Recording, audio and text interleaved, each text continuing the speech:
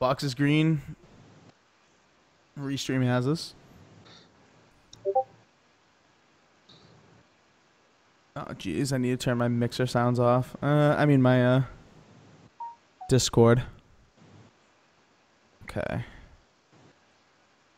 Refresh our YouTube stream. There we go. We are live, coming to you on the interwebs. What's going on, everyone? This is episode 147 of the 4GwQPodcast. It is August 31st, 2017. Almost gaming season. Am I right, Assassin? Yep. Can't wait. That was the deep and beautiful voice of ZPCI Assassin making his 147th straight appearance. What have you been up to, guy? How you been? Dying in the CoD beta. Oh, great. Well, because the time to kill is too fucking fast.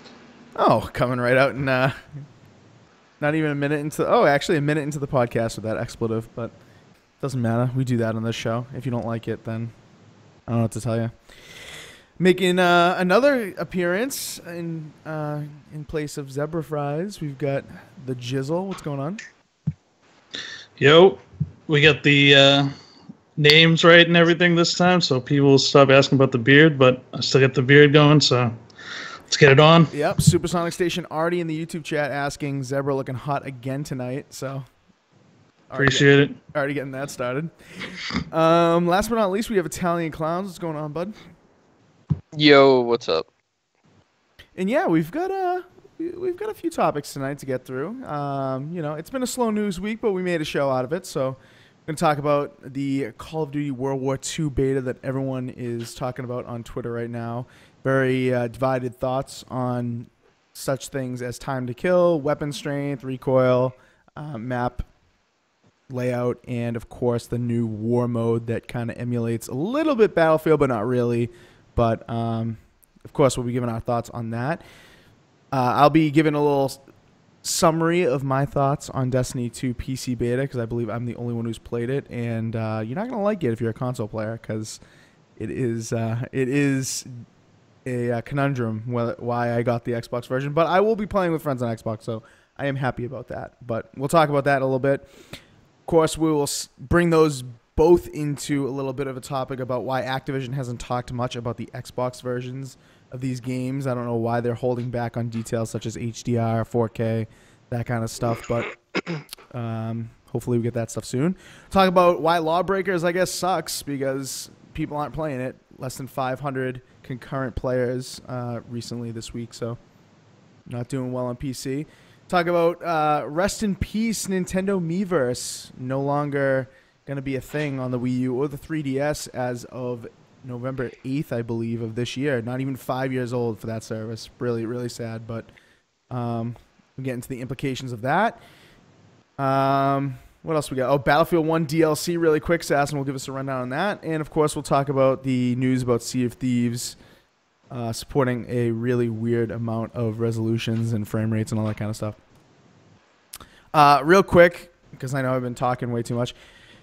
Affiliate links, please click them. Please buy through them. We've gotten some clicks. We've gotten some buys. We're going to use that money to do some giveaways. So those links are in the description below if you're watching on YouTube. If you're watching on Mixer, head over to youtube.com/4GuysRecord. Click on one of our podcast links, and you'll find the links for those affiliates to shop like you normally would do through those links, and we'll get a little bit of a kickback. So thank you to those guys.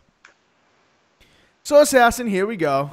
It's that time of year again. It is Call of Duty season, and it looks like we've gotten 2 straight weekends of a beta, just the beginning of the Xbox One beta, so you finally got your hands on it. I played it on PS4 Pro last week, so I'll give my thoughts on that version. But, of course, as our resident COD lover, I want to let you go ahead and go first on your thoughts on this thing. What have you been thinking? You've been playing it, I'm sure, past few hours. So, Yeah. So my initial thoughts are pretty positive, except some minor things. The war game mode is excellent. I think it's better than other stuff. I know Clownz can agree with me on this one. Bullshit. Thing fucking sucks.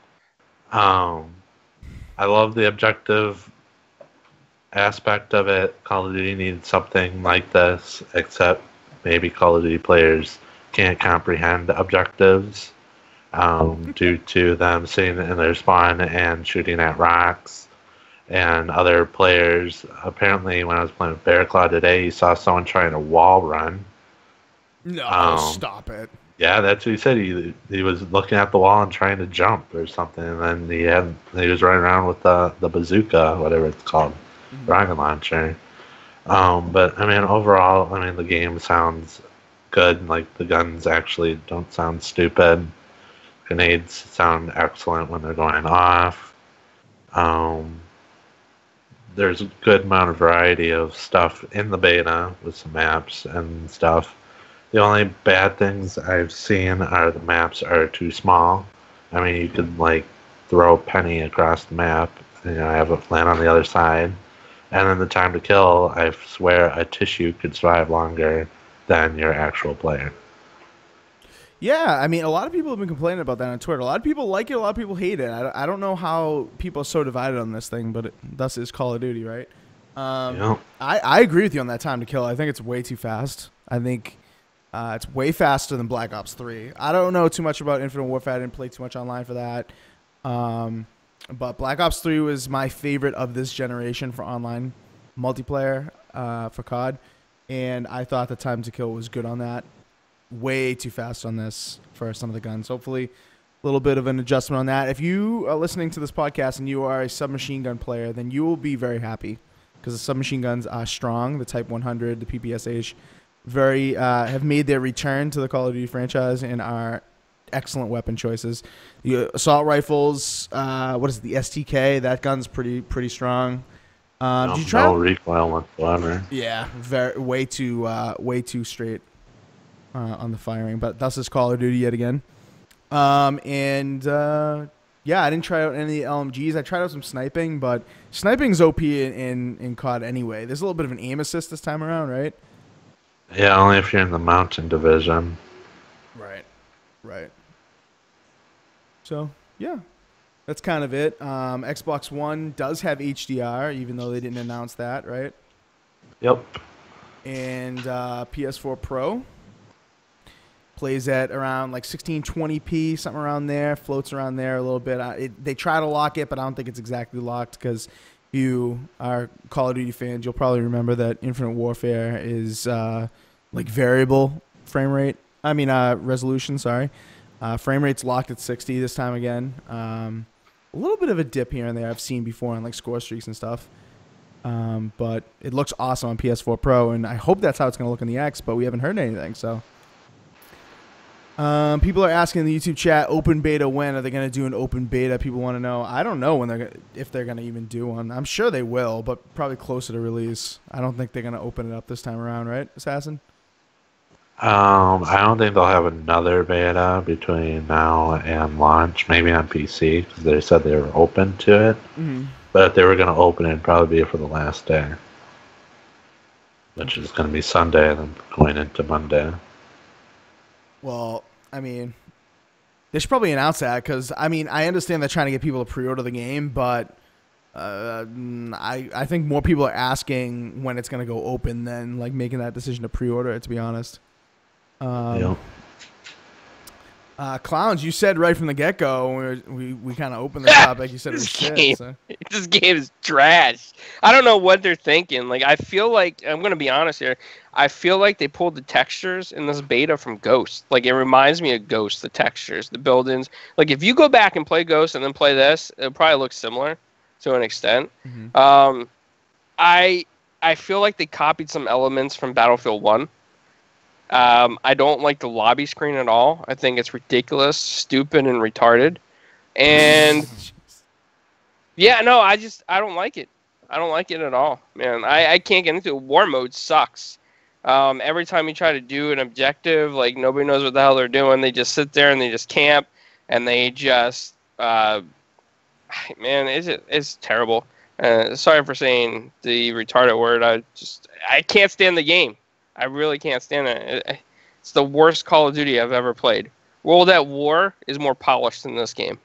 Yeah, so people are comparing it, to Ghost, to World at War. They're comparing it to older Call of Duties, and usually Ghost gets a bad rap, but there are some people that do like it, and there are people that think that this looks. Clownz, I don't think is alone on this. I think there are people that think it looks like that. I think it looks really sharp on Pro. I haven't played on Xbox One yet because I haven't pre-ordered it. But I gotta say something in all fairness though. Like, we don't know what the campaign's gonna be like. The campaign could totally blow my mind later on. Right. And we've only played on so many different maps, and it's really not the whole game. So I'm just judging it based on what we played so far, and I'm not a fan of the feel of it. I mean, I like the way it opens up, and I like the way that you can join like the infantry or join the airborne. I thought that was kind of cool. That was a little bit different, but everything else, it feels like a mash of like they wanted to do what Treyarch did with World at War and what EA did with Battlefield 1. Mm-hmm. Yeah, and it's like you can't. This is the wrong thing to say by saying can't teach an old dog new tricks, but it kind of applies because Call of Duty players, for the large part, aren't people that want objective-based gameplay. Like we play Battlefield, we play Titanfall, we play Rainbow Six Siege, we play objective-based shooter games. So, Destiny, even Overwatch. Like we play objective-based games. So when we see this in a game that was kind of fading for us because it didn't have that, we want it to be incredible. And some of us like it. Like, Assassin likes it. Clownz hates it. I'm overall liking it, but, I think there is a large contingency out there that are COD fans and COD players that have no interest in playing objective-based gameplay. I'll tell you this. The war mode is what makes me want to cancel the game right now. Mm-hmm. I really can't stand it. The board, like when you go to build the bridge, the wooden planks just build themselves. Like they just come out of nowhere and they start building themselves. Well, to be honest, you're not going to go to some store, grab some planks, walk them over to a bridge, start nailing them in one by one. Well, I'm saying for this type of game, it's just terrible, and it just feels like a bad attempt at stealing front lines from Battlefield. Mm. It's a terrible attempt. Mm. The cutscenes in the beginning and the end, they should just cut them out. They're so bad. Not good. Yeah, that is something that isn't good. That looks just like thrown on just to make it more cinematic. I do agree with you on that. I'd rather watch a 1980s movie, in 480p on a 4K TV than watch those stupid cutscenes. Yeah, I applaud them for attempting it. There are certain spots like Assassin. We were talking before, and you were saying something about like smoke grenades being required in a certain section, but I don't remember the order of the section. So which one were you talking about? Section 2, when you have to build the bridge, because there's literally no cover. If you've ever played it, there's 2 buildings, and then in the middle there's usually a bunch of snipers, and then one in each building there's an MG nest that are strictly overpowered. But you can obviously shoot them in the head, but 1 or 2 bullets from those MGs will kill you, and they have direct sight on the bridge. And when you're on the bridge, all you have is like a little railing that maybe a bullet can protect you, but that's it. Yeah. They need to add some more cover to that. When you get to like the 50% mark on that bridge, you're able to get a little bit more cover. There are some boxes there that protect you from the machine gun turrets a bit, but if you sit back, if you just change to a sniper class, I mean, they'll pick you off left and right. You're just way too exposed, and you can't do anything. You can't, like, when you're building, you can't like crawl around or roll or anything to, dodge fire or anything like that. So, yeah, I mean, it has its bad aspects. It has its good aspects too, though. And for me, it's fun because I've wanted something objective-based in Call of Duty, but at the same time, it's not convincing me to, keep my pre-order for this thing. I'll be honest, I pre-ordered it for the beta, and I'm not keeping the pre-order. Let's just say that. Probably rent it, like Clownz said. Let's wait for the campaign. The campaign can be really compelling just because of the setting of the game. That's a rental at Redbox at that point, right? So. You're forgetting about the zombies, man. See, but I'm not a zombies guy. Maybe the zombies will be good, and maybe, that'll attract a lot of people. But for me, I'm not a zombies guy. For you, that'll be incredible. The way that this game looks so far, and the way that it feels, even the zombies would be terrible. For me, anyway. You'll probably still like them because you're a COD zombie freak, but just, it's not going to do it for me. Mm-hmm. Mm-hmm. Now, Jizzle, I want you to get in on this, and I know you're not a COD person, so I didn't try to get you in sooner. But thoughts on this? I know you're not going to play the beta, but they're trying to copy off Battlefield 1 a little bit. Is this the right move? No, I mean, listen, the market for Call of Duty is the same market as it is for Madden, is the same market as it is for Bud Light. Like, you don't have to reinvent the wheel. You're going to sell games, and it's a business, right? And the first things first is making money. And it's as simple as that. The only reason they change things from one to another is because we've seen this before, like with Guitar Hero. I've said this on previous podcasts. We've seen it with Guitar Hero. We've seen it with like Tony Hawk. We've seen it with games like that they keep pumping out year after year after year after year. If football rosters didn't change, Madden would have the same problem. It's just the same thing over and over and over, and the plot might change, but people don't buy it for that, right? It's just so that they don't lose their grip on the market. It's as simple as that. But hopefully someday people will start, voting with their dollar, and maybe this franchise will go away for a while, and maybe they'll put real thought into reinventing it. But I don't know. Yeah, and you mentioned, it's kind of like the same thing every year, and we got some questions in the YouTube chat at this point. Sim wants to know, does it feel like the engine seems to be updated? And correct me if I'm wrong, Assassin, but I'm pretty sure they've already come out and say that this is the same exact engine that because when they went from when they went from Ghosts to Advanced Warfare, and this is the same people that made Advanced Warfare, for people that didn't know. So when they went to Advanced Warfare, they changed the engine big time from Ghost to AW. And I think this engine is the exact same as that was in AW, if I'm not mistaken, right, Assassin? Yeah. So well, AW looked better than this beta. Well, yeah, everyone was, when AW came out, like, there were a lot of people loved it, a lot of people hated it because, the new mechanics of the jumping, they thought it went too futuristic, copying Titanfall, all that nonsense.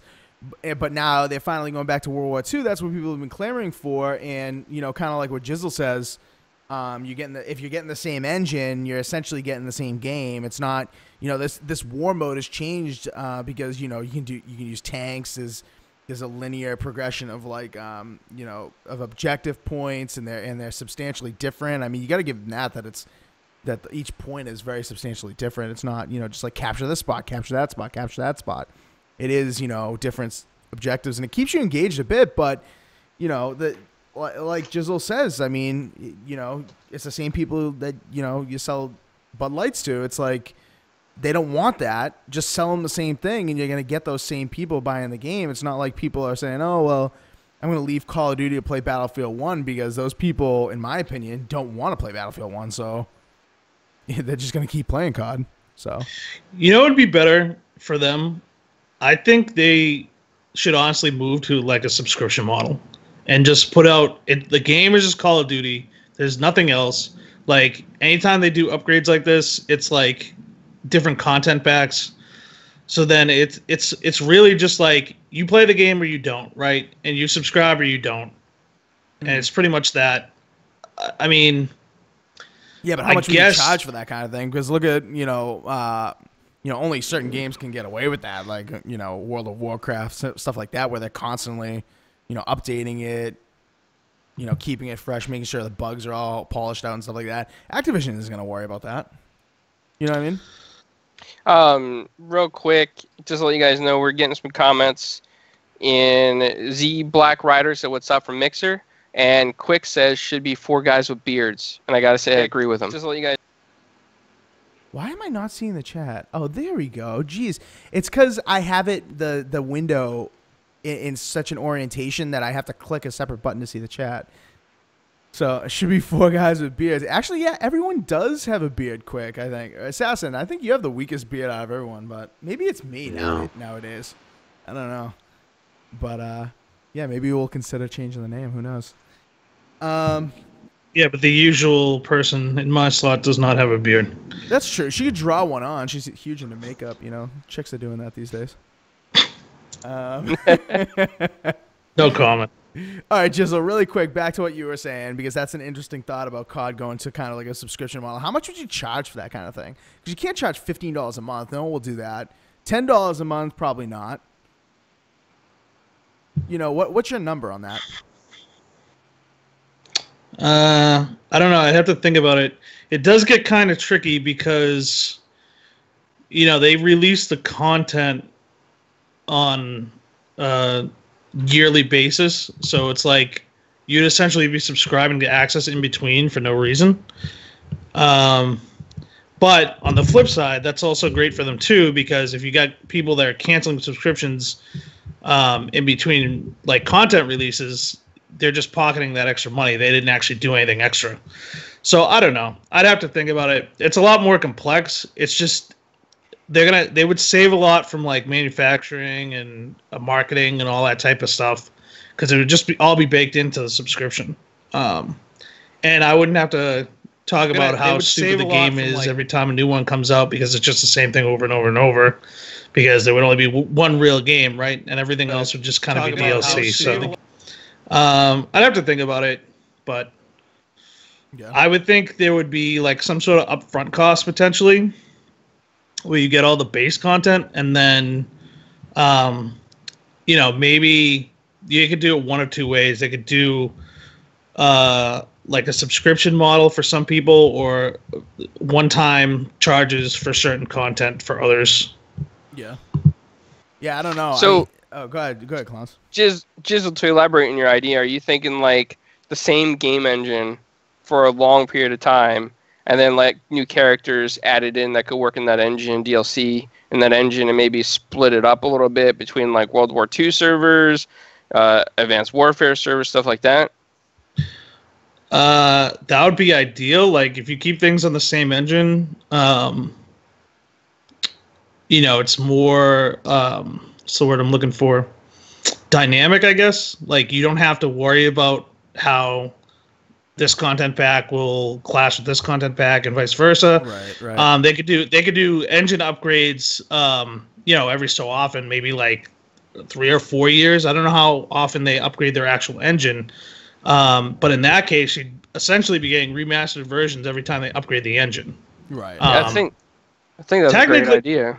Technically, it would be pretty difficult, but I feel like they would save a lot just from not having to market it as hard, or you know, distribution, stuff like that, because it would be all digital, presumably.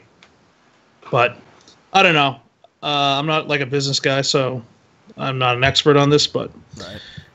I mean, I think something's got to change for them. You know, we'll see the numbers on this. I think the numbers are going to be inflated because people are looking for that World War II.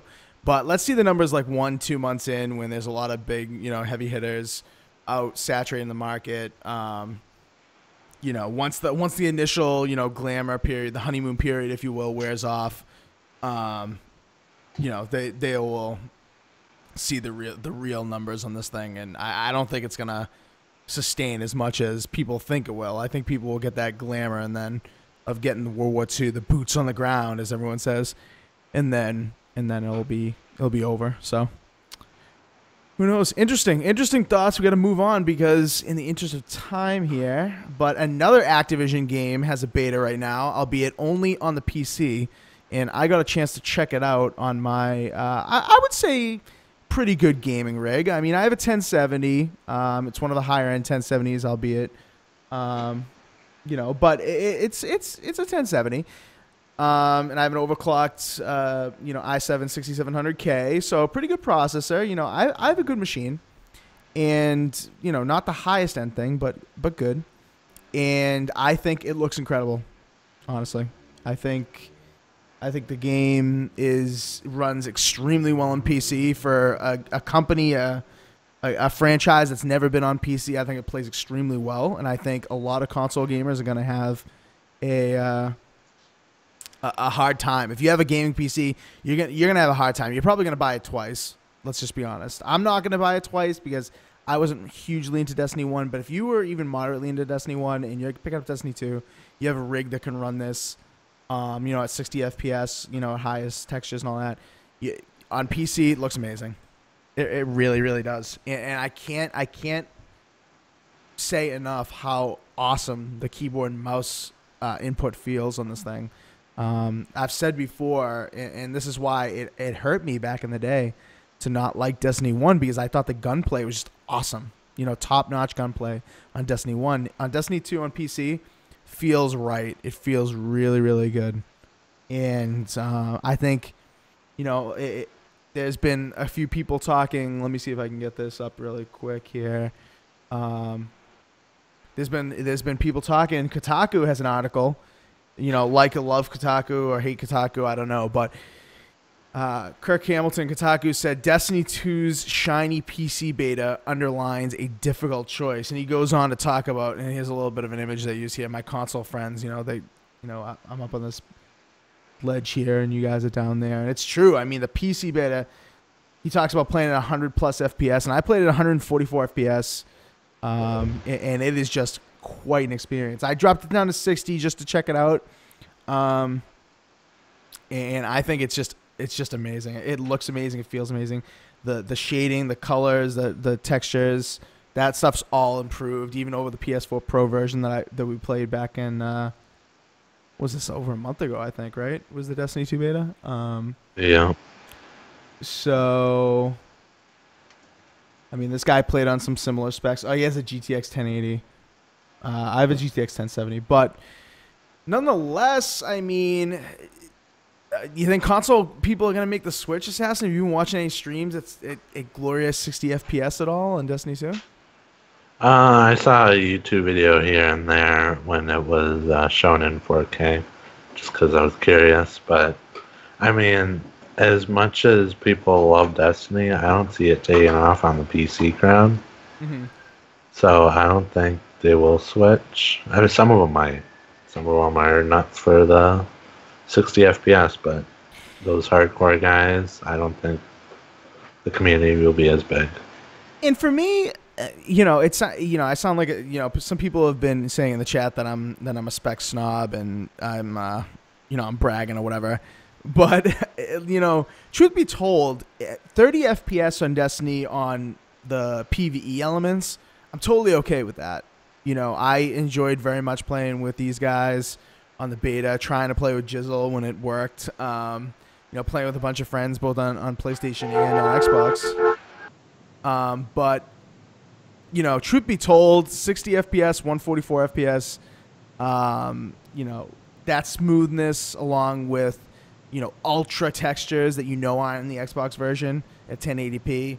I just think it's it really is the top-notch experience, and I think it's gonna be hard for me not to buy two versions. I mean, Battlefield 1, I have both versions of that. I play it, the Xbox version and the PC version actively. Overwatch, I have both versions. I actually have all three versions, but I only play the Xbox One, you know, fairly well, or a lot. But I don't know. I know a lot of people are going to be checking out that PC version, you know, biting from that apple. You know what I mean, Assassin? No.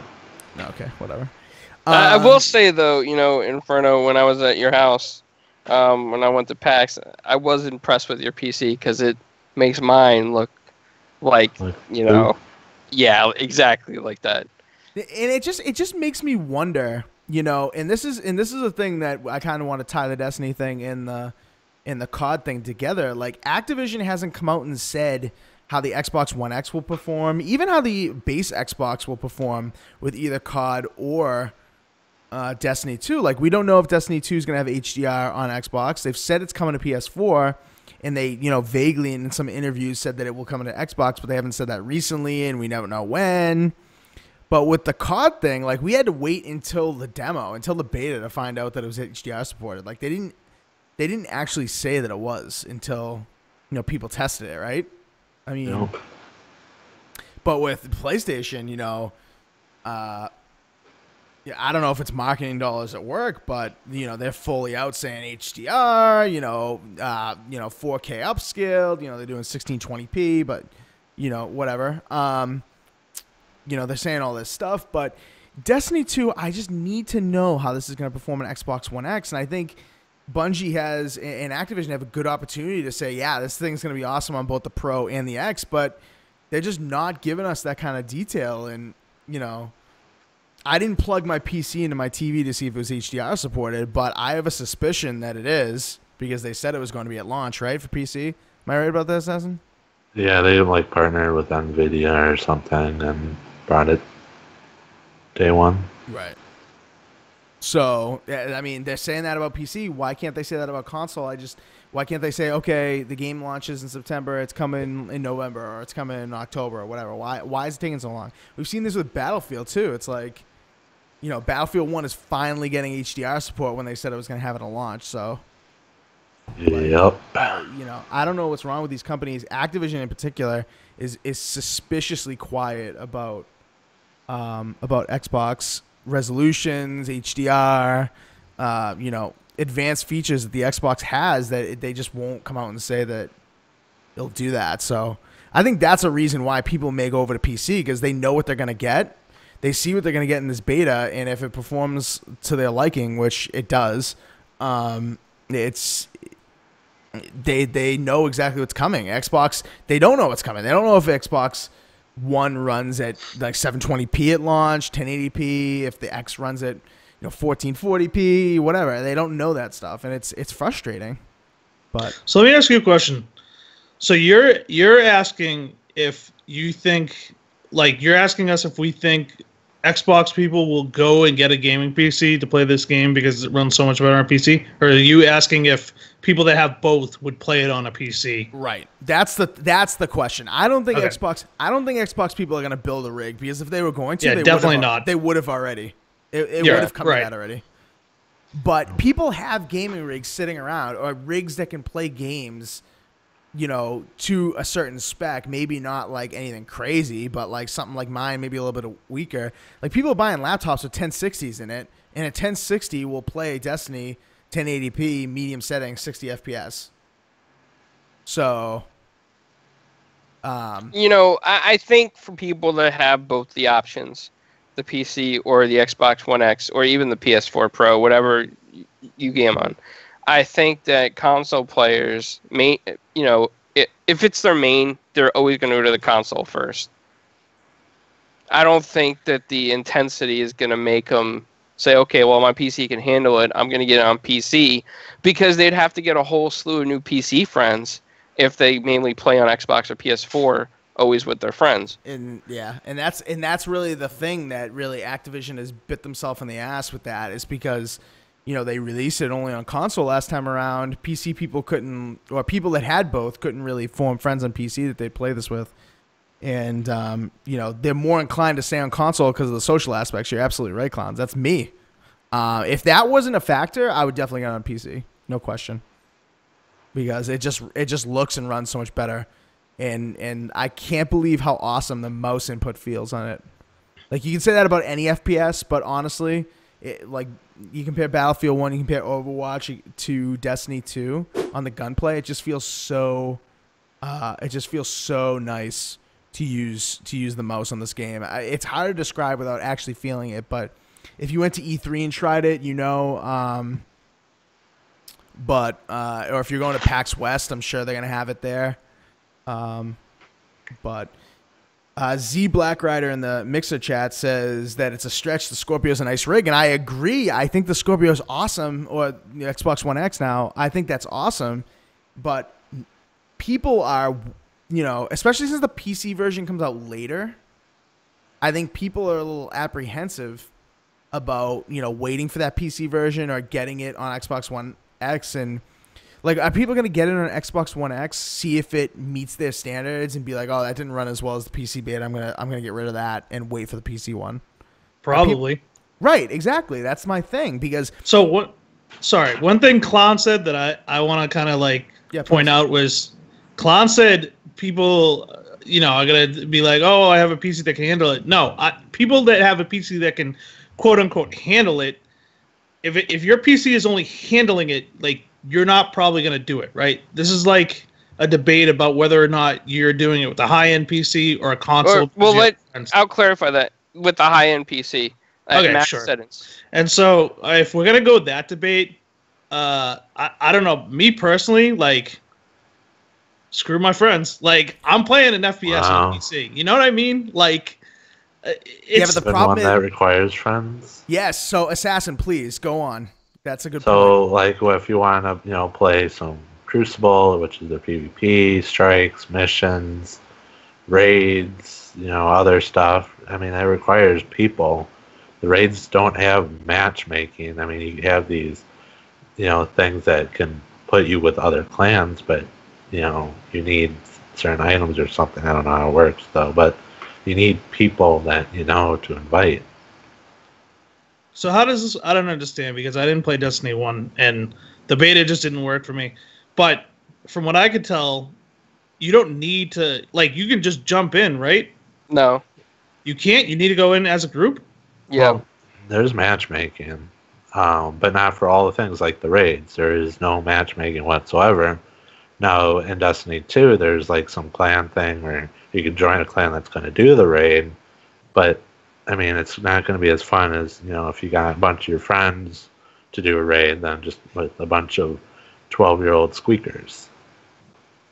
See, that's the thing, Jizzle, like, on the console, if you have a friends list already on the console, or even if you have one on the PC, wherever you have your friends, you always will have a main group to play with in the raids, because it's like a 6-man raid, and you always need like 6 people up for it at any given time. And these raids can last anywhere from an hour to sometimes 6-7 hours. I've seen people play these raids. That's the thing. Clownz, you're 100% right, because Clownz and Assassin know more than me because they didn't play, but you need like such coordination to beat these things.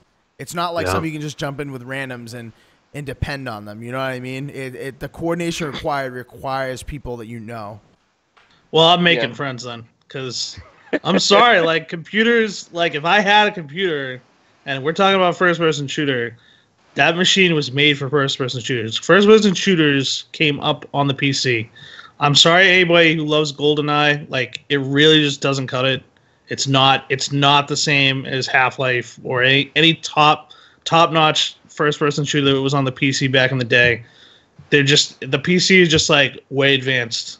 It's just so far out there. No, it's true. It's true. And honestly, you need to see how this thing runs on my PC. Like, it's ungodly. Like, I can't believe there are going to be people out there with 1080 Ti's that run it even better than this, because how it's running right now on my PC, I'm just blown away. I really am. And me and El Boogie's in the chat. She was with me when we saw it on running 4K 60 on a 1080 Ti at E3, and I was just like, dude, if I walk back over to that Sony booth, I'm gonna shit all over it, because it looked like trash, even on pros, even on PS4 Pros.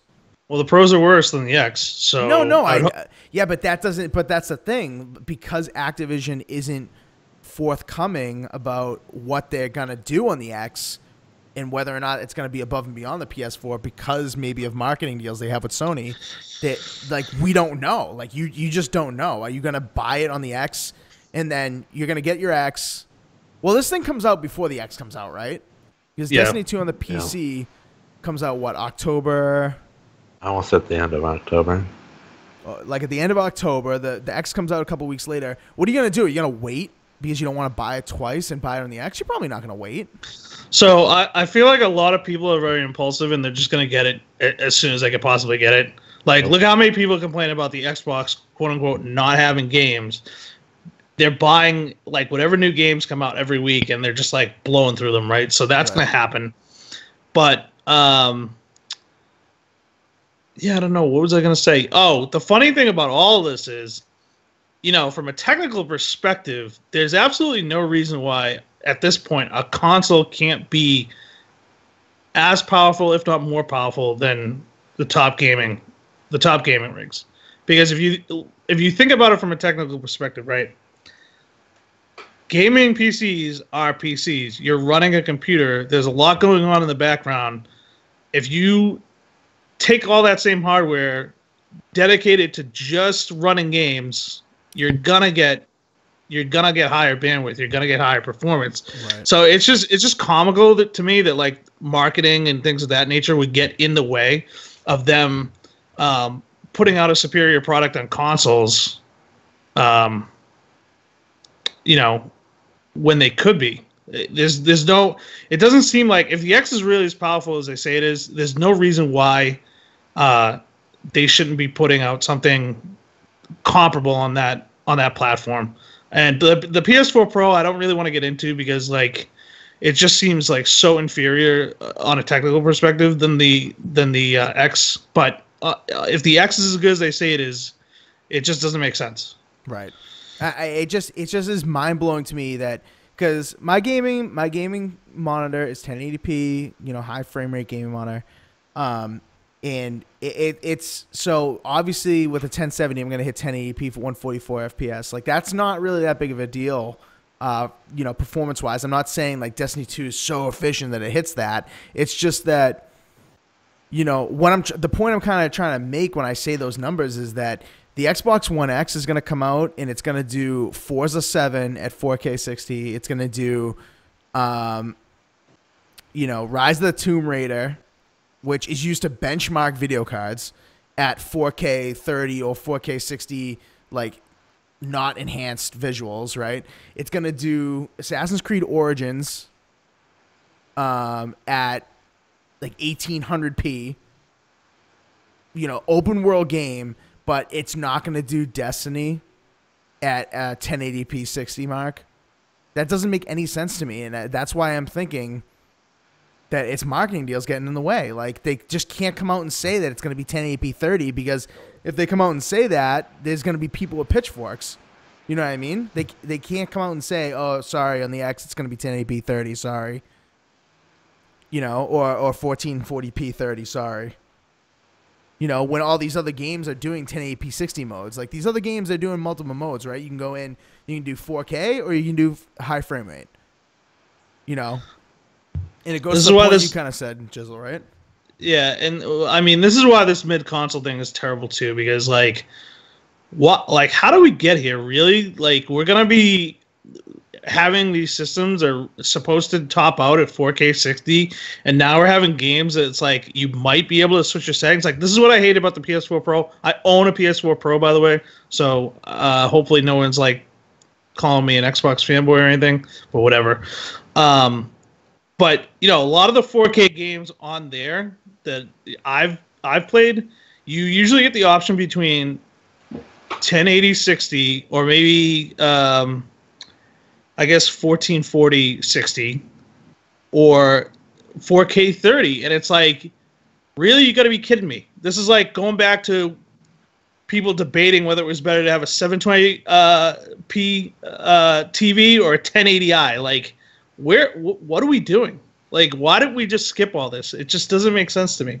If the benchmark is 4K 60, we have to hit 4K 60. It just doesn't make sense. Well, you know what? Xbot makes a point in the chat. He says FPS needs to stay the same between the S and the X. Right, no, but that's kind of like what Jizzle's saying, and I agree with him, is that these mid-gen refreshes are nonsense, because now that they've done this mid-gen refresh, they have to keep it the same. You know what I mean? Because you know, console players can't get out of their heads that, you know, you spend more money, you get an advantage. You know what I mean? PC people have no problem with this. PC people will go out and shell $2,000 out to get 144 frames, 4K, and they'll play against somebody across the country who's playing at 720p 30 frames per second, and no one complains about that.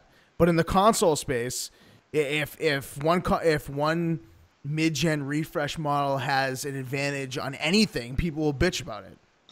But it does. The X is going to do 4K games. So I agree in the sense that, like, you know, you shouldn't have an X. You shouldn't need an X to push 1080p at 60 frames, whereas an S is only going to push 30 at the same resolution. That's asinine, okay?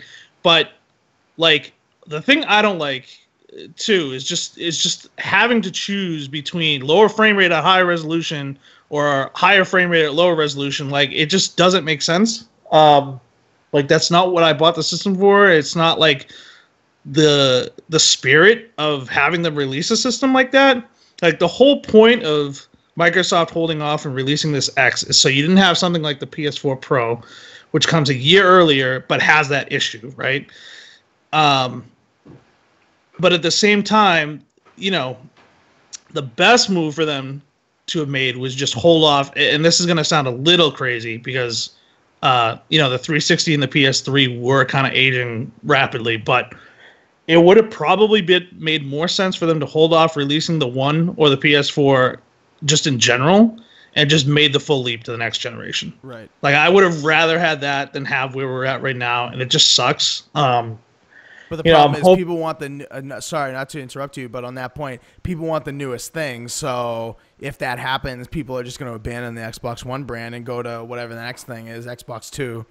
Shout out to Jez and Rand, by the way.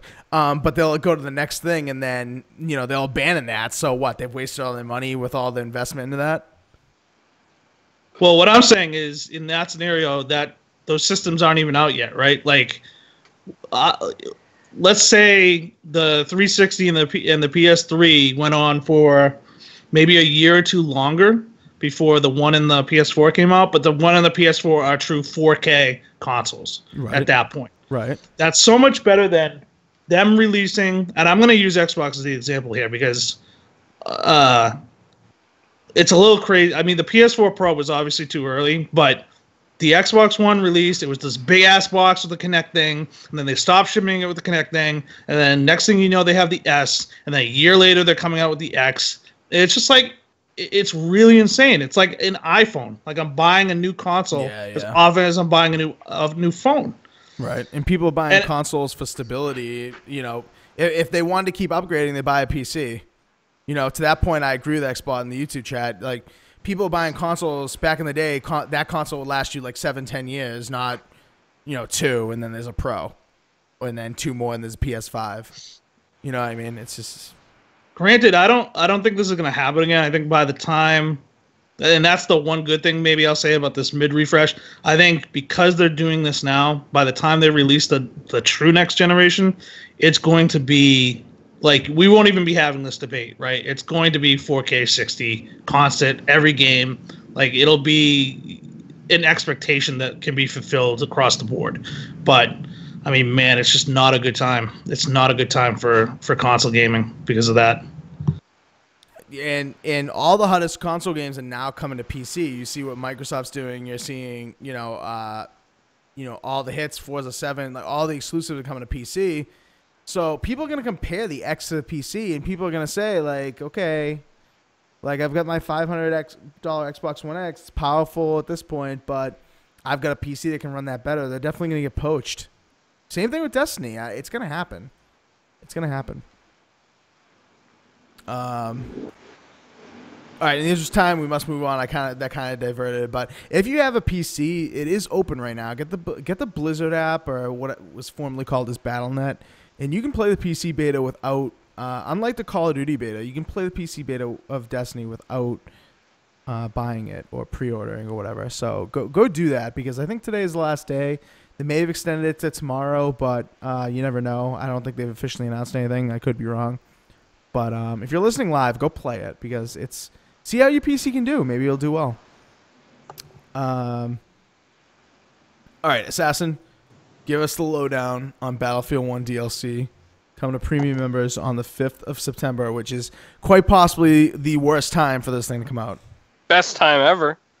Okay, so DICE is stupid. Let's just be honest. Siege's DLC is coming out on the 5th, and Destiny 2 is the next day. But getting that point across, there's going to be a bunch of content coming to BF1. Including probably some, there's always that free content or update or whatever that's coming with HDR. About time. It's almost been a year. Yep.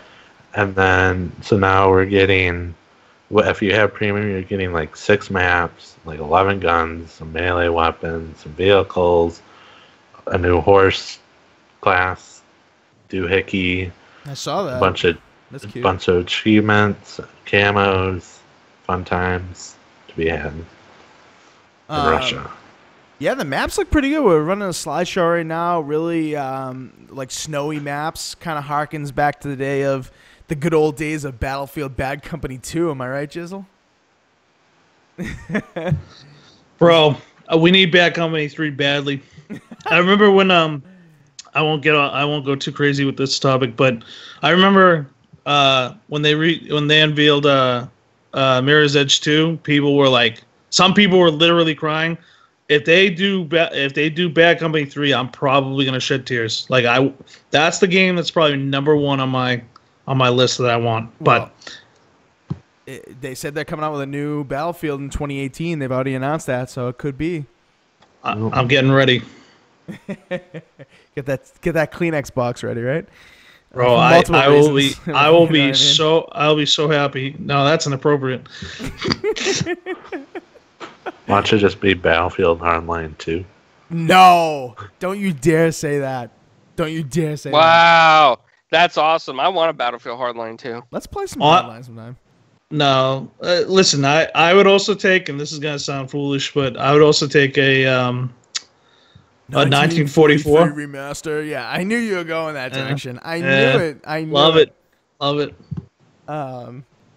So yeah, Assassin mentioned it. 6 new maps, so that's a pretty substantial update. I mean, yeah, it's the premium model, it's the pay for DLC model. I don't know how much it's gonna be. It comes out 2 weeks later, so on the 19th for non-premium members. So I think it's gonna be like $15. I don't know that for sure. But yeah, if you're fans of the Russian weapons, Russian army history, that kind of stuff, you'll probably want to get this. If you're a fan of like snowy maps, weather effects. New vehicles coming, which look pretty sick. You'll see that in the slideshow as well. I guess there's a new stationary weapon, but I'm not really sure what it doesn't. I can't tell what it looks like. I didn't watch any videos on this, but new operations. If you're a fan of Operation Game Mode, there's a couple new operations, I guess. And yeah, like Assassin said, all that good stuff coming to Battlefield 1. And it's coming at probably the worst time on planet Earth because you've got Destiny coming like the next day.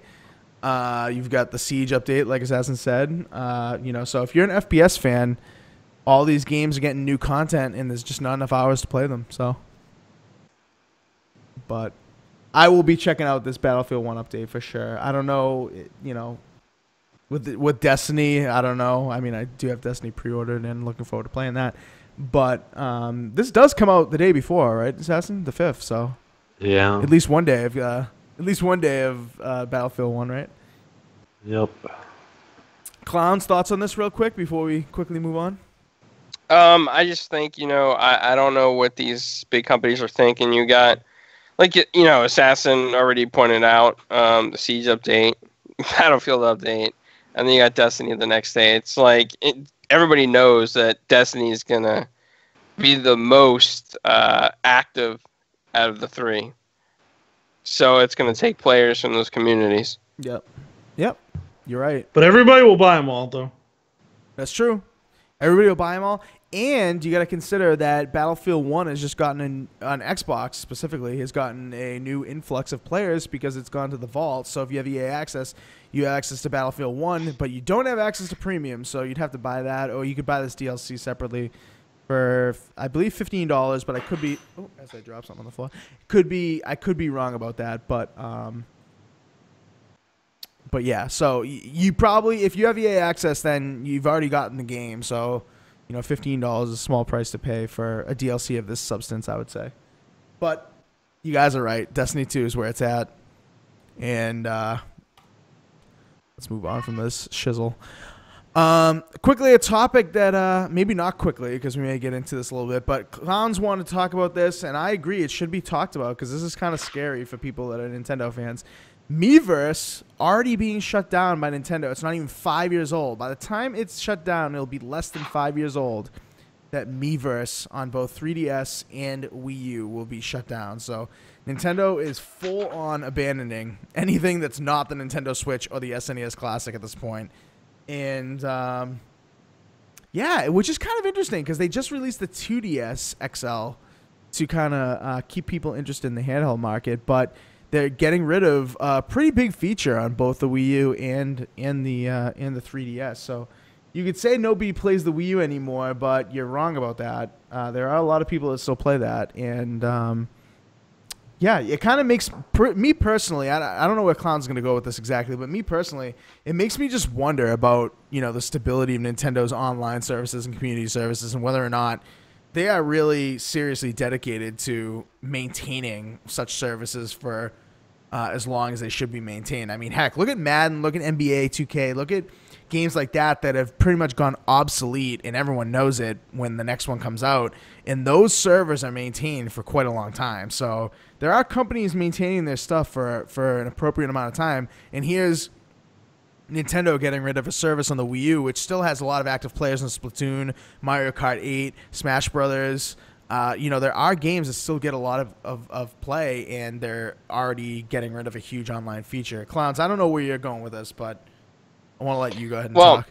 Nintendo is biting themselves in the foot because, they're supposedly catered to the family market, to the children out there that play video games as well. And it just seems like, it hurts the kids the most that play this. It really does, because I've got messages on Twitter from people in my DM saying, hey, my kid just got the Wii U for Christmas last Christmas. Mm-hmm. And now, like, one of the big features that they like to use is gone. It's going to be gone. So how long will Nintendo keep the Switch's stability? People say, oh, well, it's profitable. It's profitable right now. Yep. But when there's no third-party games coming out or third-party drives up, is Nintendo going to be like, well, we're going to discontinue the Switch because we're working on the GameCube Mini, and we'll give that an online feature? Yo, last time I checked, kids don't earn paychecks, bro. Okay. Kids don't earn paychecks. But kids drive the sales of Nintendo products.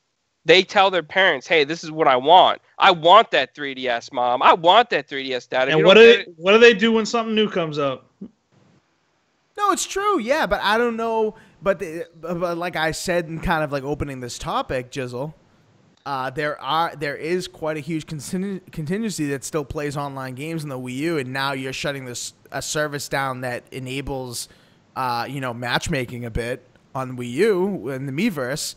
And, games like Splatoon, Mario Kart 8, Smash Brothers, like that stuff's just going to go because there's a Switch now?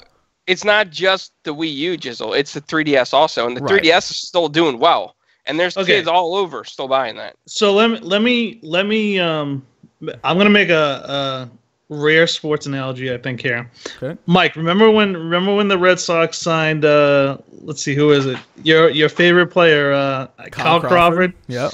And a bunch of people, they spent like millions of dollars on these new players, and it didn't work out. It was an absolute disaster, right? And then they cut bait, they traded them all, they started over, and what happened? They won the championship. Was it the next year or the year after? This is what Nintendo's doing. You got a flaw. You have a flaw in that already.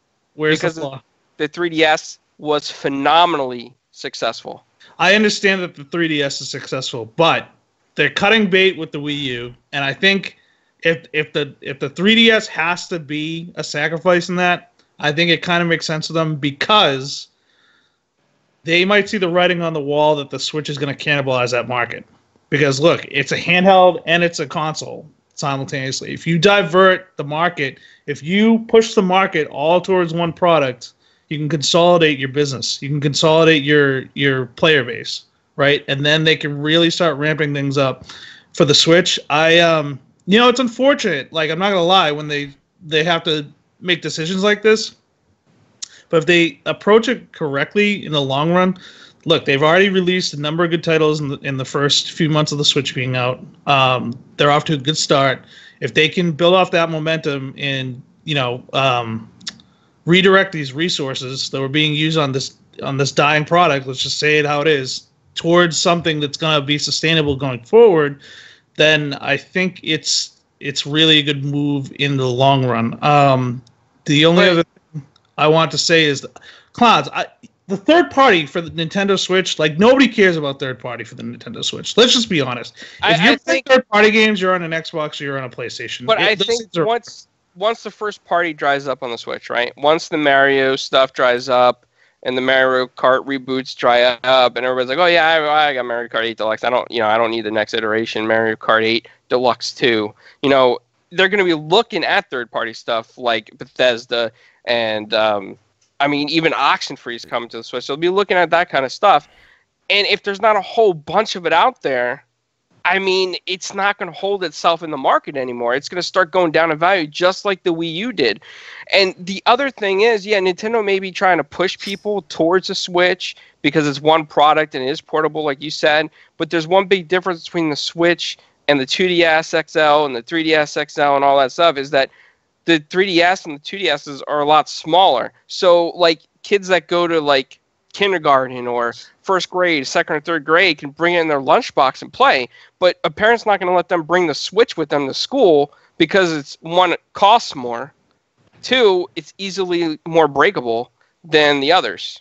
And it's harder to replace. Okay, hold on. Two things I want to say to that. Number one, parents are letting their kids play with iPads, for Christ's sake, and iPhones. So I think that argument goes right out the window. Number two, these kids grow up. They're not going to want to put the 3DS in their lunchbox anymore. They're going to want to go to the Switch. And number three, you have a Vita, right? What makes the Vita like so popular? Because Vita seems to be like, one of those systems that kind of like flies under the radar. People don't really talk about it, but it does have a very big fan base. Name the one reason why. Because it's got a niche market with JRPGs. Yeah, and the underside to that also is that it's got a big underground dev scene. Okay, so listen, there's a lot of, I don't know if you've seen this. They had they've been doing these for a little while now, and they just had another video. I believe it was yesterday or 2 days ago with the Nindies, as I call them, right? The Nintendo Switch is going to be a breeding ground for indies, and it's probably actually going to be the biggest platform for it. It's already building a lot of momentum towards that, and so if you really think, I don't agree with your opinion that people are going to, once the first parties are going to dry up, that people are going to run and try to get third party, because number one, I don't think the first parties are going to dry up necessarily, and number two, I just don't see people using that machine for that. But if you have these compelling indies on it, that's going to be kind of the second biggest selling point among the more adult crowd. No, but the problem is that the indies have nothing to do with the online service. Like, people are already skeptical about Nintendo's online support as it is. Then they have, the $20 a year service that they want. They want to kind of get into that, more advanced, more, Xbox and PlayStation Network like online service, and indies aren't driving that. And now that they're canceling like the semblance of a resemblance that they may have to something like that, don't you think it's right for people to worry about the accessibility of that? I would be concerned because Nintendo really hasn't done a good job of tackling like networking well anyways. That being said, like I mentioned before, I feel like they're taking resources away from something that they know is a dead end. 3DS. Yeah, like I said, no, dude, that's not. They're gonna cannibalize themselves, dude, because the Switch is targeting the same market. Yeah, but they knew that. They knew that as they were developing the Switch, and this is where I agree with Clownz 100% about the 3DS and the 2DS. They knew about that, but then they released a new 2DS XL. Why would you release a new iteration of it, a cheaper iteration, to get people to buy them in the masses if they're cannibalizing themselves? Because I think what they want to do is they want to still target a market that's not, like, under no circumstances is going to buy a Switch. I think the people that would normally debate whether to buy a Switch or a 3DS, they want those people to go to a Switch. And the people that just have no interest of doing that or can't afford it, they want to still target with the 2DS. So they want to split the market. No online then. I mean, it's not, that market's a lot smaller. The market of people that aren't going to be able to afford the Switch is a lot smaller, and the numbers already back that up, I think. So I have to disagree with you, because our economy right now, it doesn't seem like it's getting better in general. I don't think people are going to go out there and be like, hey, you know what? I got 3 kids, and they all want a video game system this Christmas. They all want to go to school and play together. So I'm going to go get all 3 of them the Switch. They're all going to get a Switch each. That family can't afford it. That's the market I'm talking about. But they could afford the 3DS or the 2DS XL and give them each one of those. It's a lot cheaper. You can get 2DS below like $79, and used is even cheaper.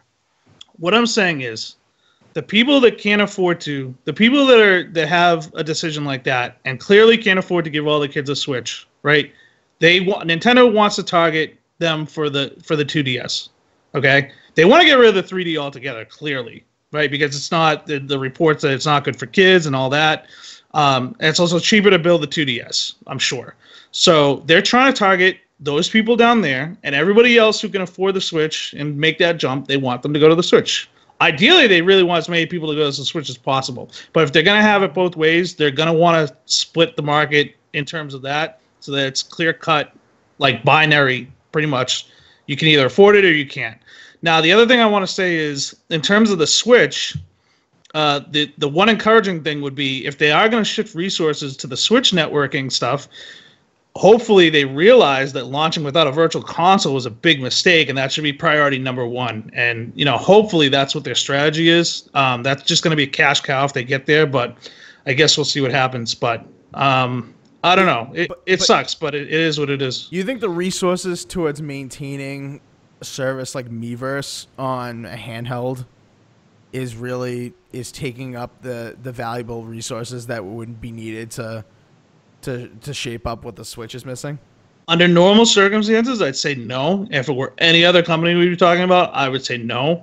But seeing as though this is Nintendo, who has a product such as the SNES Classic, and they can't meet the demand, and they clearly it's not. To me, it seems more like a operations issue than it is anything else. I do truly actually think that those resources do need to be freed up to focus on that. They just don't operate well as a company, in my opinion. Their strategic positioning is just very, very poor. And it's all written on the wall, so it doesn't make any other sense other than they don't know how to really operate their business efficiently. Mm-hmm. Say what you want about the Wii U being dead. I think this is a bad look. I really do, because there are a lot of people that still play Wii U. It's not like the Wii U is dead, completely dead. I mean, there are games in the Wii U that still have very active online spaces. Smash Brothers, obviously. Games I've already mentioned, Mario Kart 8. I mean, Mario Kart 8 and Mario Kart 8 Deluxe are essentially the same exact game. And people play them on both consoles and play them and play Mario Kart 8 on the Wii U to a great extent. And now they're losing, they're not losing the ability to play online, so to speak, but matchmaking, finding people that play, finding friends that play, that kind of thing. That's all out the window now. And it's kind of a shame that it's ending. It's not even 5 years old. I mean, the system as a whole, they're not producing it anymore, but there are people that still have it that will play it actively. One other thing I'll say is, like I mentioned before, I think it was a mistake for Microsoft and Sony to kind of release a beefed up 1080p console for this generation, and then do the mid-cycle release for the 4K stuff. In the same vein, I believe Nintendo made a huge mistake releasing the Wii U, and they should have maybe focused on getting the Switch ready for the market sooner. Because really, if you think about it, the Wii U is essentially like a Switch, but you can only use it in your home, right? It was almost like an incremental step to getting to where they are now, right? With the Switch. And so, one other thing to point out: Middle Age Gamer says in the chat, "Switch is not for kids; it's for millennials." And yeah, I agree with that as well. I mean, the market is they're still trying to target the kids as well, and try to get them to hound their parents to buy it. But really, they're really targeting the people that they got on board with the Wii and trying to get them on the next big thing. So if the Switch, in your case, you agree that's for millennials, right? So why are they getting rid of services on a childish system like the 3DS? Because, like I said, they don't run efficiently. They literally have limited resources. I feel like they literally have limited resources. They can only be dedicated to one thing or another, and they're going to follow the money. Nintendo, they're going to follow the money. Yeah, no, it's true. It's true. It's sad, but it's true. I mean, they're abandoning so many people on the Wii U. They're abandoning so many people on the 3DS, too. I mean, the 3DS isn't necessarily WAN internet gameplay. There's LAN parties and all that kind of stuff, and a lot of people, make friends in that way. And I forget what it's called when you walk by somebody with a 3DS and Passport or something like that, when you guys make friends and it's closed. Spot Pass or Spot something Pass like or some shit like that. Street Pass, thank you, yeah. So, yeah, they have that, but they don't have, really too crazy of online gaming scene. But the Wii U absolutely does. I mean, it's a mistake. I think it's a mistake. Assassin, you've been very quiet on this topic. Do you have absolutely nothing to say about Nintendo because you hate them? I don't hate Nintendo. Just Nintendo needs to learn. Yeah, it's... They don't. It's crazy.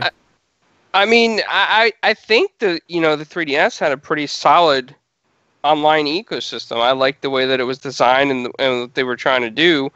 And then you go to the Switch and you need like a phone app to chat. Yeah, no. It's ridiculous. Even on the Wii U, you could do like video calls on the Wii U, even though people didn't really, pick up on that. It was there. Like me and Maverick, aka Cody, used to video chat on the Wii U to see how awesome it was. It was pretty cool. Yeah. On the Switch, I need to take a telephone. I need to take a cell phone with an app and hook up all these wires. And if I was a kid at school, because my parents would have bought me the Switch as a kid, they probably would have bought me like 2 of them as a kid, and I would have taken one to school, and I would have had to take out a phone app to chat with people if I played the Switch online. Mm-hmm. I mean, how ridiculous is that? It is. It's absolutely. It's just as ridiculous as them launching the system without the Virtual Console, in my opinion. If not, well, I don't know if I want to say if not more, but anyways, this just lends credence to the idea that I was speaking to earlier, saying that, they really need to focus on the Switch because, like, obviously the Switch is killing it numbers-wise, but to not have the kind of support infrastructure-wise off the bat. I think they've actually done a decent job with the games, but, like, the fact that they didn't have that type of infrastructure there from the start is just, like, really silly. The fact that a company like Nintendo, and after this, I think we got to move off this just in the interest of time, but let me just say this, that based on our conversation here about needing resources from the Wii U and the 3DS in order to make the Switch online where it should be, the fact that Nintendo, a company like that, with that kind of money, with that kind of stature in the business and experience and all that, the fact that a company like that needs to take resources from something like the Wii U and the 3DS to make the Switch where it really should be is pathetic. It is. That's pathetic. And, I want to address something in the chat real quick, and it's a little bit off topic, but it's about the rumor about the Sony handheld doing like another Vita or something, or Vita 2. Now, Sony's a company of opportunity, and they always have been, and they've copied a lot of ideas from a lot of people. If they see Nintendo leaning towards the Switch, like Digital's saying that they want to get people over to the Switch, Sony's going to take this opportunity to corner their handheld market with a smaller Switch-like Vita, and they will destroy it if Sony gets that opportunity. Definitely. Really doubt it, but we'll see. I agree that they would do it. I agree they would do it. They'd probably attempt it, but I don't think so. I don't think it's going to work out. They probably failed twice, so. But but the Vita failed in the early stages, right, of the PS4. But now that the PS4 ecosystem is so huge with so many players, those people will hop over to a Vita too, no problem, to play PS4 Pro stuff on the go. Not gonna put up Switch numbers. Just not gonna happen. It's too late now. Like if they come out and done Switch before Switch, I think it would have been huge. But it's sad. It's fucking too late. All right, real quick. We don't have a lot of time left, but let's just get into this really quick. Lawbreakers, the game that all you Xbots were going furious about when Cliffy B and the likes of Bosky tweeted out that PlayStation 4 is going to be getting this game and not Xbox. What are you guys saying now that the 24-hour peak recently was only at 354 concurrent players? That is extremely low, especially since the game came out 3.5 weeks ago. The game came out, and it's already down to the concurrent numbers below 500. So, as you may or may not know, Lawbreakers was originally only for PC, or supposed to be only for PC, rather. And it was supposed to be a free-to-play game, and then Bosky and Cliffy B decided they wanted to charge $30 for it. One of Cliffy B's famous lines is, "None of that $60 online-only bullshit." He said that maybe like 5 or 6 times in interviews. But they charged $30, and now it's only at 354 online players. What are you laughing at now? No $60 bullshit, but they'll give you the $30 bullshit. This game, I've said it before. I call a spade, right? I call this right up front. This game should have been free to play. It's just like, it's actually, for me, and I know you're going to talk about kind of comparisons to Paladins, or at least I thought you were going to, so we'll see. But this game, the biggest problem this game has is it lacks direction. Paladins, it's funny. People ragged on Paladins a lot because, it copied a lot of elements from Overwatch, some comically so. But at least Paladins kind of... It was in development before Overwatch. Sorry, whatever. But, even so, they've released characters since then, and they still kind of copy some things from Overwatch. So it's unclear whether it did or whether it didn't. But either way, like Paladins has a direction. Paladins knows what it wants to be. This is like they're trying to marry like Overwatch and Unreal, and like I don't know what game I'm playing half the time. Like I'm really not sure what I'm supposed to be doing. It's also like Tribes a little bit. It's weird. It's almost like it thinks if you take the best traits from all these different first-person shooters, like you're gonna be the best one on the market. But it's like the complete opposite. I just don't know what I'm supposed to be doing. Right.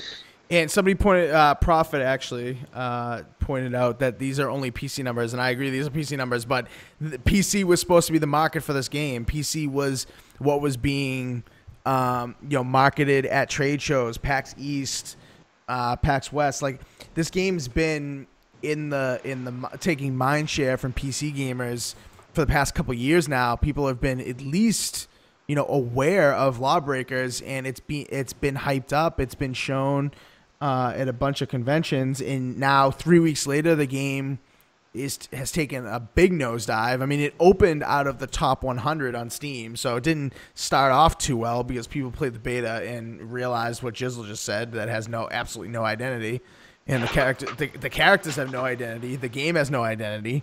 Yeah, there's anti-grav. Yeah, some of the movement mechanics are really cool, but that's not going to keep people interested, and obviously it hasn't, because I think the PC players, the concurrent PC players is indicative of the PlayStation 4 players. I'm not going to say it's exactly at the same, but I would say it's not doing well on PS4 either.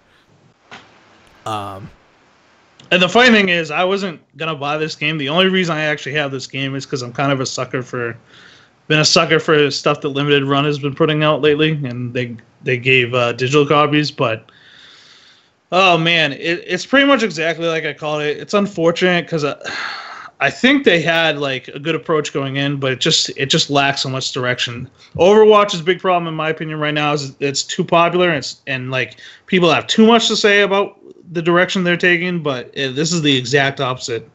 Yeah, it sucks because we, Jizzle and I have this on PlayStation 4, and we've played it, and we've had some good fun with it, as just a shooter, a generic shooter it is. But then it's like you don't have any attachment to the characters. I don't even remember the characters' names. Like I remember Vanguard, and that's it. But 3 weeks into Overwatch, I could tell you, all the characters in Overwatch and all of their ults and all that kind of stuff. So same thing with like Rainbow Six Siege. Like there is a contingency that, a couple of weeks into Rainbow Six Siege, you could tell what all the operators were, all their special maneuvers, all their weapons, and all that kind of stuff. In Lawbreakers, I mean, no one cares. No one cares. It's just so generic. But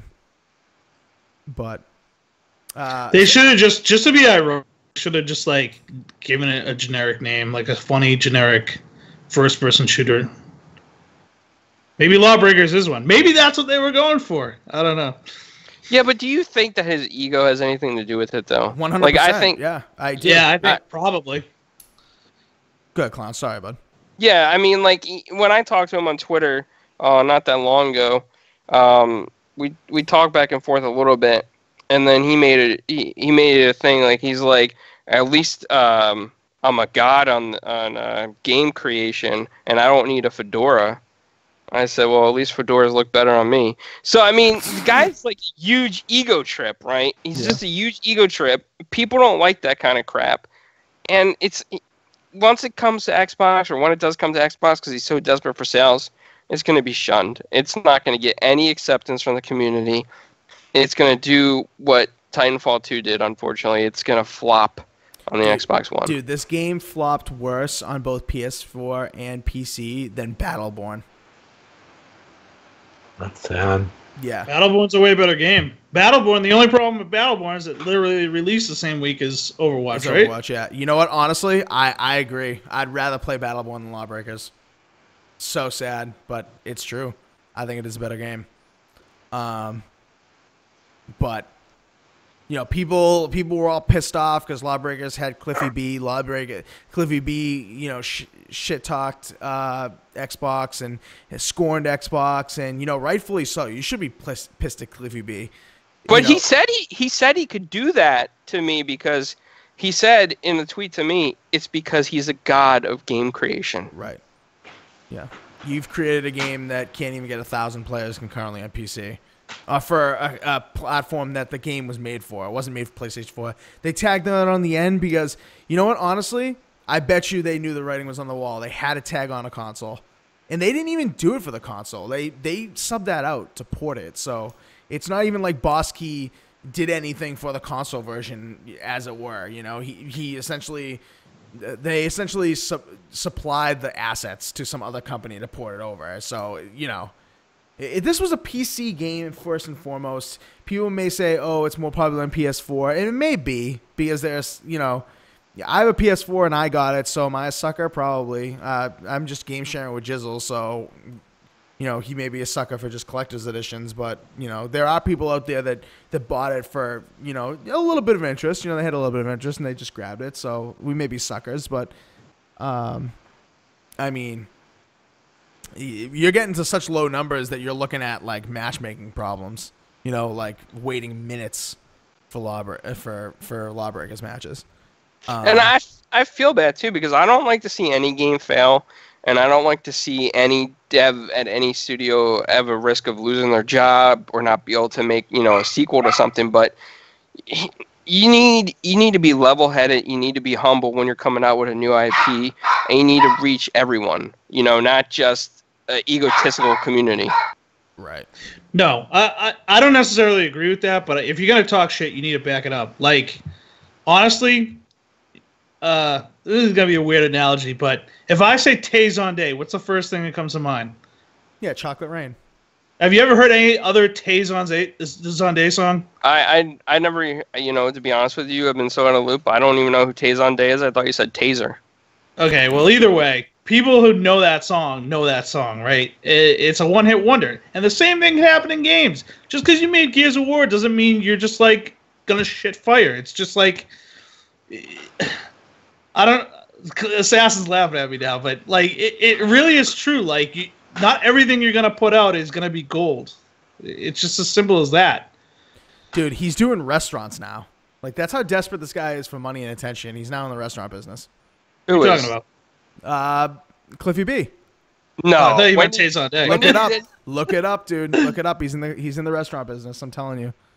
Well, I guess he's trying to be smarter now, but I hope anybody that goes into a restaurant, he doesn't cook for them. He's like, I was the god of video games. Dude, your burger tastes like crap. Yeah, if he came. This is like that dude that. His face. This is like the dude that rolls up to the. Like the 20-year high school reunion with the Letterman jacket on. You know what I mean? Like, yeah, you gotta get over it. Yeah. I know exactly what you're saying. He even made jokes and tweets to me that JP from Grandma's Boy was based on him. That they had to, speak to him about a personality for that. Yeah, right. What a dude. Come on. Yeah, it has to do with the game's bland, and you've got somebody running the show and marketing it. If he marketed it in a positive way, maybe you'd get more players. Maybe, if you try to keep up the hype. But no, it's all ego nonsense, like Clownz is saying. It's just, and we're not just saying that as scorned Xbox people, because like 2 of the 4 people here have it on PS4, so it's not about that. What's the guy who Neil Druckmann, right? Heads Naughty Dog, right? Neil Druckmann, yeah. Yeah, that guy's like a god of video games and studio creation. He doesn't go out there and be like, man, I make the greatest stuff every single day. Right. Check out my stuff. Right. Yep. Assassin, what are you doing over there, bud? I know you don't care about Lawbreakers either, but... Hey, maybe I'll go to free-to-play after this whole crap. Yeah, so that's a question. You think that'll help it, Assassin? What do you think? Probably, for a few days, like Evolve did, and then they'll shut that down. Well, I think it's a problem when you go from paid to free-to-play. Like, Battleborn had that problem too, and Battleborn probably would have done well as a free-to-play if it started off that way, but not to kind of get off that topic. But one thing I will say that's good about Lawbreakers is at least he had a direction. I mean, we were talking about Call of Duty, and I would still rather play Lawbreakers than Call of Duty. Oh, see, Just because I disagree with you on that. I highly disagree. I'd rather play Destiny 1 than Lawbreakers, but... Well, you shouldn't Well, I would that. too, because Destiny 1 was probably better. But at least Lawbreakers, he's trying to do something. I mean, the thing that just sucks is it really seems like the ego got the best of him, but I don't know. Yeah. All right, anyway, off of Lawbreakers. Assassin, last word on that. Will you play Lawbreakers if it comes to Xbox One? Free to play. Free to play? Sure, why not? If I have to spend a single dime on it, absolutely not. Yeah, I think that's what Xbox people feel now. Like, everyone was clamoring for it at launch because that was another PS4 exclusive. It looked really bad on Xbox people, but I guarantee you Xbox people don't want to touch this thing with a 10-foot pole now unless it's free to play. Question, Dizzle. If the game went free to play, would you feel any different about it? If it went free to play originally, probably. If it goes free to play now, I'd be pissed because I paid money for it. Well, which is why I said you can't. They'd have to sweeten it up for you like they've done in the past. Like same thing with Evolve, they gave you like all this shit for free. So they'd have to do that on Lawbreakers. But they still have my money. My money's probably worth more. Yeah. Yeah, I mean it's just too late. It's just too late. You know what I mean? Like it's just they took that path and they went with it. Yeah. I don't think they can really save face now with that, but I don't know. We'll see, I guess. Yeah.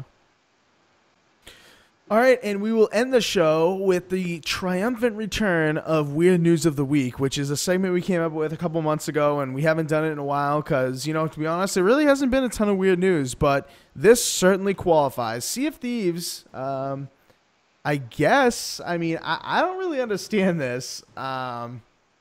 So at Gamescom, there was an interview with some rare people. PC design, Ted Timmons, lead design of the PC version of the game, has talked about how there's no asterisks, quote unquote, and they're trying to include all desktops and all PCs in order to play this game. So you're getting stuff like so industry standard, for people who don't know, if people aren't PC gamers, like industry standard lowest resolution on games these days is like 800 by 600. Like that's disgustingly low. But Sea of Thieves is going to support 540p, which is, like I said, lower than industry standard. But also, because of that, it includes a very wide variety of gamers. So you're going to be on like stuff like netbooks. You're going to be stuff like cheap Windows 10 tablets. Being able to play a Sea of Thieves, granted a terrible resolution, but it's in some sort of way you'll be able to play Sea of Thieves. And there's also going to be a 15 FPS lock. So they said, it's going to support 4K and 60 FPS and wide field of view and all that good stuff. And it's probably going to be 4K 60 on Xbox One. But Timmons said we've actually added a 540p mode so you can go below HD. We've added a 15 FPS frame rate lock. Because he says when we were talking to the community, some people were like, I'm actually happy playing at 15 frames a second. And we're like, that's actually really cool. We should support that so we can get higher resolution. So, I'm sorry. I wouldn't pay. If I had to drop the frame rate down to 15 FPS to get 4K, I'm not doing that. But I guess there's people out there that want that for some reason. So what do you guys think of this? Any thoughts about this news? I think it's a desperate move. Desperate? I think because they want to expand their player base. And they're worried that they might not be able to hit the numbers that they were thinking, on normal PCs or Xbox One X or Xbox One S. Mm-hmm. I mean, maybe it is desperation. I know a game like this, absolutely needs the player base. Like, games like this, World of Warcraft, any kind of MMO, game that requires a lot of collaboration. Like this Sea of Thieves, you need a lot of collaboration. You don't want to go out in a boat by yourself. You're not going to get too far or do anything substantial or efficiently. You want a crew to kind of go on this journey with you. It's probably not going to be, as fun as it could be if you go out and play by yourself, because there's a huge contingency of the game, the boating and the ship sailing and all that stuff that you're probably not going to do very well, if at all, just by yourself. So, Clownz, you could be right that they are desperate. I think it's definitely because they know they need a lot of players. I don't know if they think that they don't have enough, but I think they definitely don't want to see, stuff like what's happening to Lawbreakers happen to Sea of Thieves. They want... Well, I hate to say this, but here's what I think would happen. When Lionhead made Fable Legends, right? They weren't going to hit the numbers that they were looking for with the prices on the characters, and it took so long to develop the game. So what happened, Microsoft said, we're not going to put you on the payroll anymore. And if Sea of Thieves doesn't pan out for Rare, I would not be surprised if Microsoft cuts them off. Mm-hmm. So this is a move to keep themselves in business in Microsoft's favor and to expand as many players as they can to. Mm-hmm. Mm-hmm. Maybe. Not that theory. Assassin or Jizzle on this? Yeah, more players on the seas to kill. I'm happy with that. Yeah, but 15 frames per second, that's... Hey, if you want to play 15 frames at a crappy quality, more power to you. All right, okay. One man's trash and another man's treasure, Clownz. Wow, I really botched that one, huh? You call it desperate, I say it's opportunistic. If you think about it, like, what's one of the biggest, what's the word I'm looking for?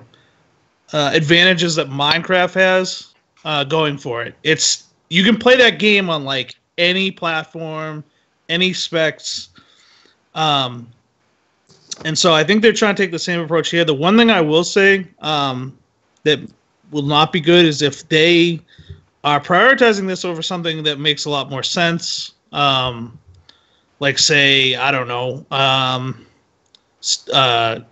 1080p 60 frames, like having that constant consistent frame rate, consistent resolution on standard type settings that most players are going to be playing on, then that's not good. But given that they have everybody testing it for them, they probably have the resources to dedicate to something like this anyways. So yeah, I mean, I don't know, man. I mean, I know a lot of people are testing it. They opened the playtimes to like tens of thousands of people every time it goes live, and this game has officially come out in 2018, so it is still kind of far away.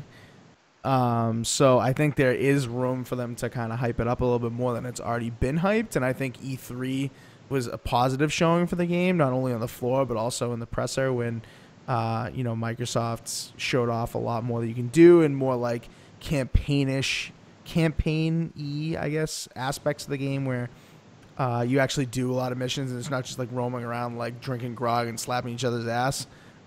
So I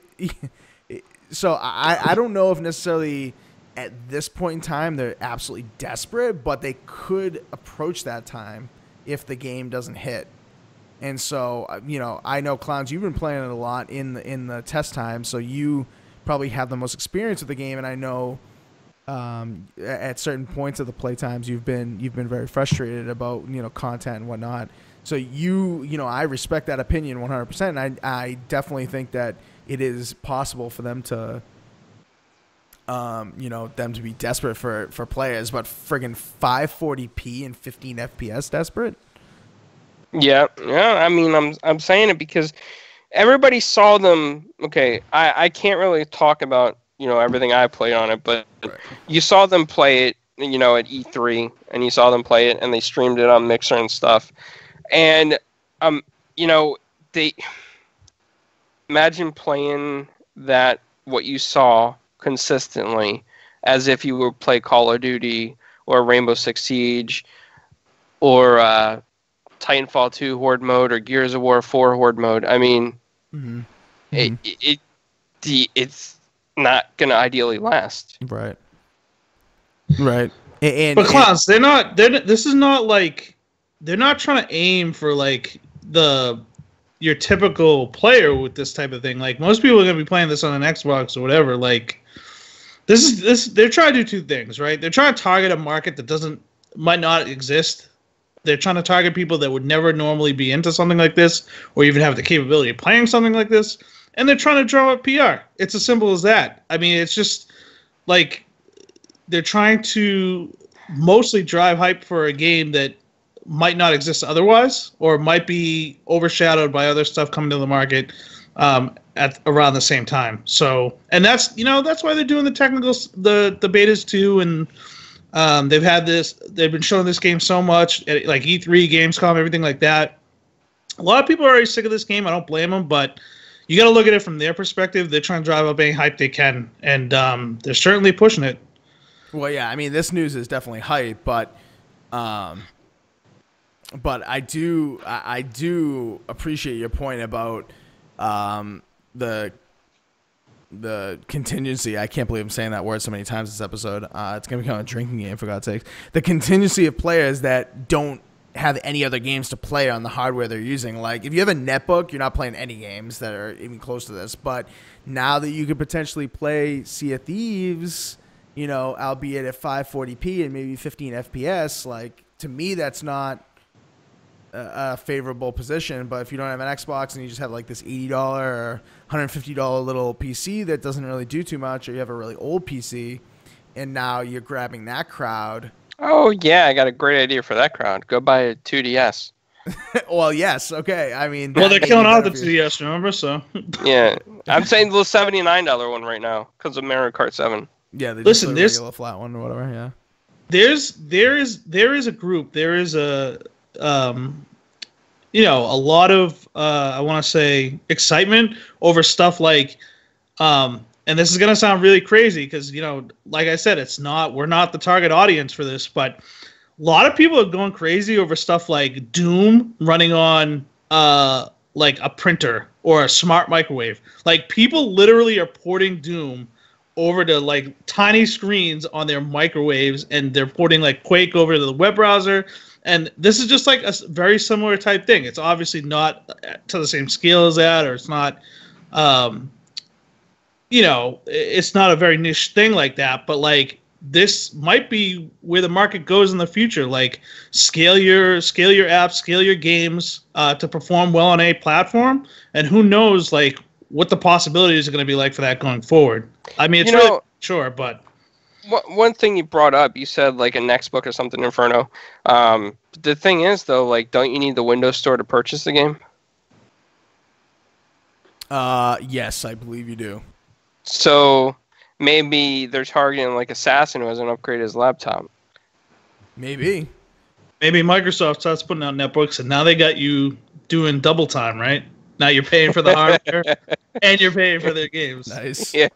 Nice. Yeah, but I see what you're saying, Jizzle. And I just think, though, like, when you're playing like Quake on a calculator, or Doom, like, on like the first generation Android, I think people get excited because you're hacking something, because you're modifying something, or you got to do some bootstrap and you got to break some, bootloader, and it's just exciting. There's like an excitement to it.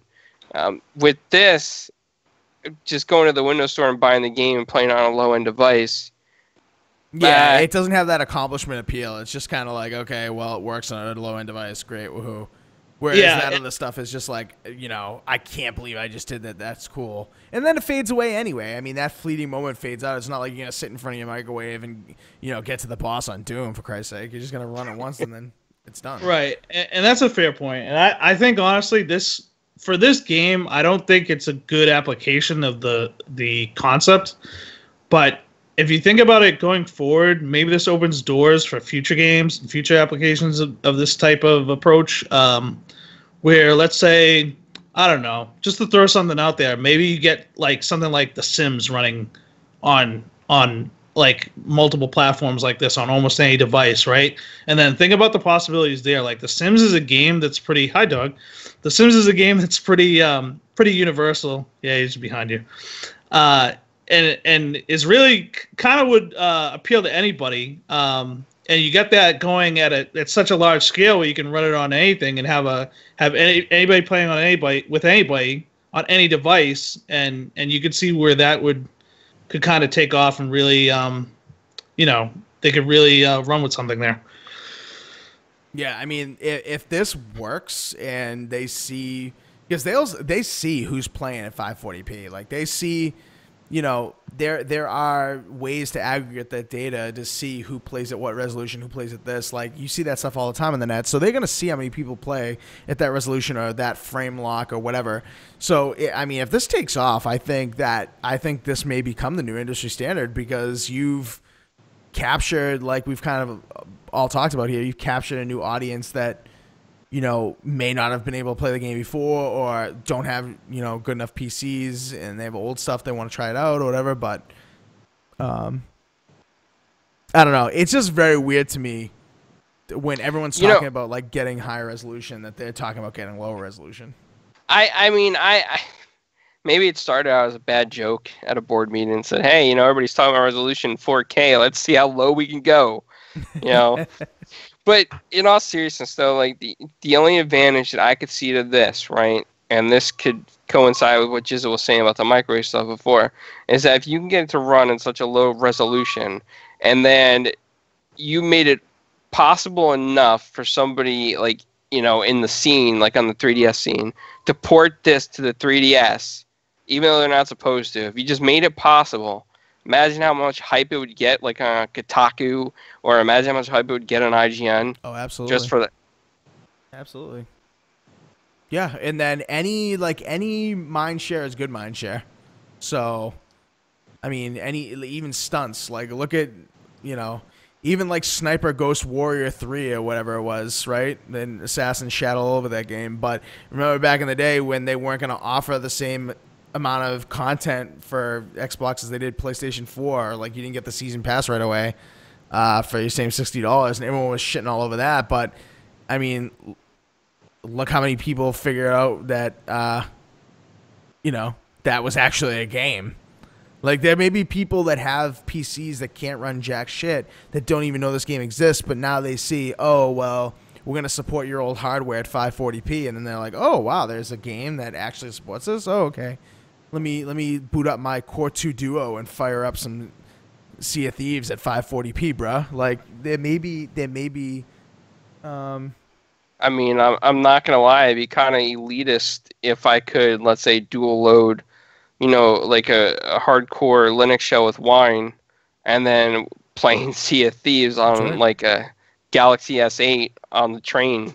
And everybody's like, oh, what are you playing? Oh, this is Sea of Thieves. Yeah, that awesome game on Xbox One. Yeah. No, I could see people like wanting to do stuff like that. Yeah, absolutely. Absolutely. All right, Assassin, you get the last word on this before we end this show. I don't know. Put me you. right on the spot. I had nothing to say. Okay, good. Great. I know Assassin's dying to get back to that COD beta, so we're going to let him do that. And we're going to end this show. JiZel, thanks for coming in and guesting once again. Where can people find you on the internet that you want people to find you at? TheJizel. Wow. I'm the JiZel everywhere. All right. What was your DJ nickname in high school? I can't remember. Oh, that wasn't TheJizel. That was BGM, but I don't really do that anymore. He doesn't go by that. And now JiZel is back on PSN, so feel free to add him TheJizel on PSN as well. So he's got his name back. I do. I got to do a few more things. I got to upgrade the hard drive, and probably after I do that, re-download everything. But there you go. All right, well, figure that shit out so we can play some games, man.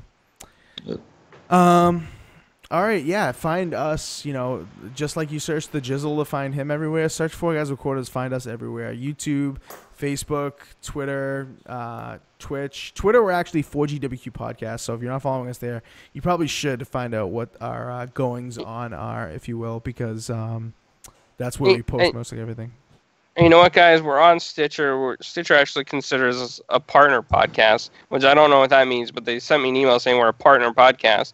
So I guess we're getting listens on Stitcher, which I need to update. And go check us out on iTunes and give us comments and like us and, get us up there in the iTunes database so we can get more stuff up there. Listen, I know people that listen to this show. That's a good point, Clownz, because I know people that listen to this show are those dastardly iSheep that just have iPhones year after year. You're right. So go on iTunes and find our podcast and give us a like. If you listen on here and you don't listen on iTunes, but you listen on YouTube, you listen on Mixer, go over there, give us a like, give us a review. It would help us tremendously move up and get some more exposure. So we'd really appreciate that. And yeah, website 4GwQPodcast.com. News, articles, interviews, these podcasts, other shizzle, Assassin complaining about Halo Wars 2, that kind of thing. Well, the game sucks, so. Great. All right. Here we go. And for that, we'll see you guys later. Peace out.